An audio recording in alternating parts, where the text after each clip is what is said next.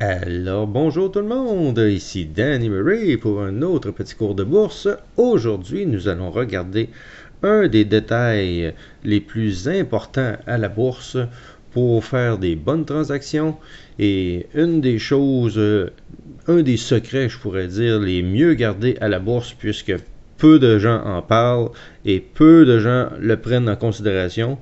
Mais bizarrement, c'est un des détails les plus importants quand on fait une sélection d'actions à la bourse, c'est le nombre d'actions en circulation. Donc, nous allons regarder tout cela. Ce qu'il faut comprendre dans les nombres d'actions en circulation, c'est que, évidemment, plus il y a d'actions sur le marché, plus ça prend de sous et de quantité pour les faire monter. Évidemment, si on a une action, par exemple, on regarde ici, j'ai mes symboles, j'ai mis la colonne des shares. Ça, c'est le nombre d'actions émises par la compagnie. Donc, dans cette action-là, il y a 35 millions d'actions. L'autre 41 et celui-ci 1,45 billion en anglais, ce qui est milliard. Donc, il y a 1,45 milliard d'actions de celle-là. Ce qu'il faut comprendre dans tout ça, c'est que, évidemment, une action qui aurait des milliards d'actions à vendre serait beaucoup plus dur de faire monter de 10, 20, 30, 50, 100, 200% qu'une action qui a très peu d'actions. Donc, si on regarde, il y en a certaines qui sont très basses. Donc, on va regarder ici. En général, les plus basses qu'on peut voir, là, c'est en bas d'1 million. On ne le voit peut-être pas sur ce tableau ici, mais on va regarder le tableau des meilleurs gainers de la journée. On voit ici le nombre d'actions.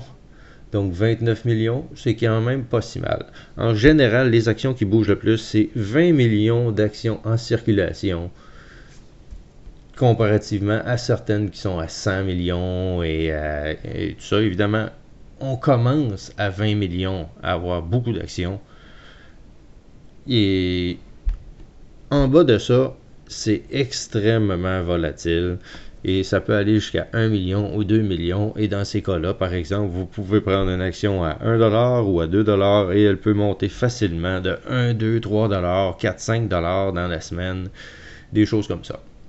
Donc, le nombre d'actions en circulation, c'est une des choses les plus importantes à prendre en considération puisque c'est celle-ci qui va nous permettre de faire un bon choix. Donc, si je regarde dans mon petit tableau des meilleurs gainers de la journée, j'en ai une à 29 millions ici, 32 millions, 67 millions, 1 milliard. Le 1 milliard, je l'éliminerai tout de suite en partant puisque c'est agréable à transiger, mais il n'y a pas de gros gains à faire avec ça. Donc, ça va monter tranquillement. Vous pouvez faire des bonnes transactions quand même, mais sachez que c'est beaucoup plus long que, par exemple, une action ici à 10,88 millions ou à 11 millions. Il y en a, comme je vous dis souvent, là, qui sont en bas de 10 millions. Là. Évidemment, les meilleurs, c'est en bas de 10 millions. Et ça peut aller jusqu'à facilement 1 million ou 800 000 d'actions. Je n'ai déjà vu des comme ça. Donc, ça arrive souvent. Donc, si on arrive le matin, on regarde tout ça. Ben, on peut choisir de regarder celles qui ont le moins d'actions en circulation possible. Ça, c'était la petite partie numéro 1 à comprendre. Ça, c'est le nombre d'actions en circulation. Si, par exemple, il y a ici, dans le cas ici, 29 millions d'actions en circulation. Ce 29 millions-là, ça, c'est les actions en circulation, mais ce n'est pas... J'ai pas le mot en français, là, mais ils appellent ça le float en anglais. Et le float, c'est les actions qui sont en circulation. Celles-ci, ce sont les actions émises par la compagnie. Mais évidemment, il y a des institutions, des investisseurs insiders qu'on appelle, qui ont des actions qui sont enlevées du marché.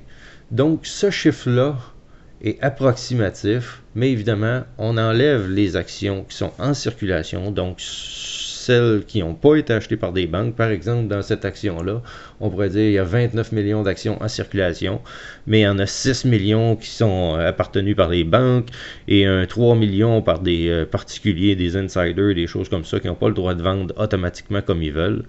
Donc, il pourrait rester environ 20 millions d'actions.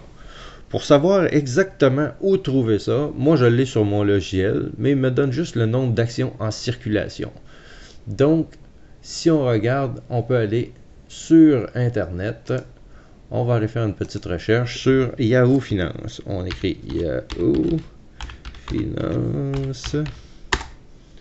Et voilà, on a yahoofinance.com de préférence. On arrive sur Yahoo Finance. On va aller écrire le symbole de notre compagnie, par exemple Facebook.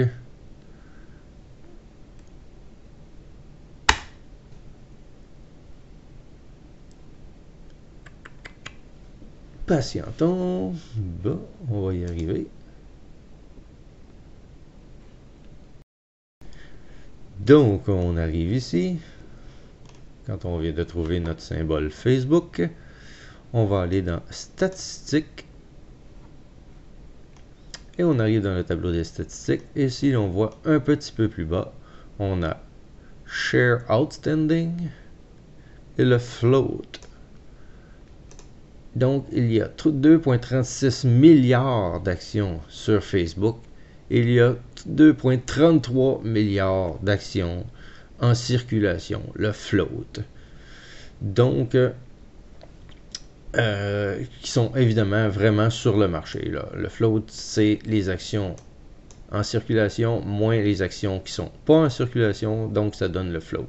Évidemment, on peut arriver avec des cas où certaines actions ont quand même 30, 40, 50 millions, mais qu'on a des gros acheteurs dessus, donc ça peut diminuer quand même beaucoup et tomber dans nos paramètres en bas de 20 millions. C'est excellent pour le float.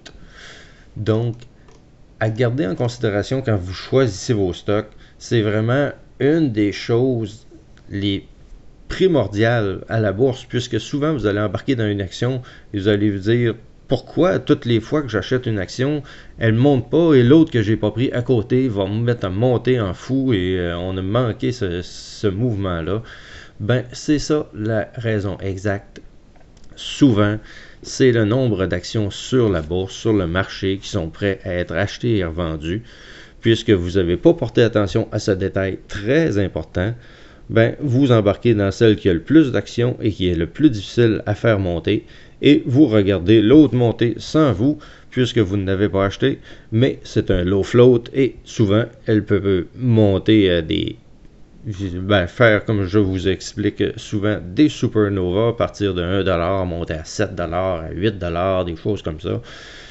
C'est le float qui va faire la différence dans tout ça. Donc, j'espère que ça vous aide à comprendre un petit peu encore plus comment choisir vos stocks quand vous les achetez et vous les transigez à un peu plus court terme. Évidemment, long terme, ça veut absolument rien dire puisque le marché va se placer au prix que ça vaut vraiment. Par exemple, une action qui monte de 1$ à 7$, la frénésie est prise, la compagnie ne vaut pas 7 fois plus nécessairement, donc il y a beaucoup de chances qu'elle parte de 7$ et qu'elle redescende à 4, 3, 2,50$ juste pour revenir à une hausse normale qui aurait dû arriver normalement comme ça, mais vu qu'il n'y avait pas beaucoup d'actions sur le marché s'est littéralement emballé et monté 2, 3, 4 fois plus que ce qu'il aurait été en normal. Donc, ça donne des résultats vraiment très impressionnants. Donc, j'espère que ça vous aide à comprendre un petit peu cette section-là. Si vous avez des questions, ne vous gênez surtout pas.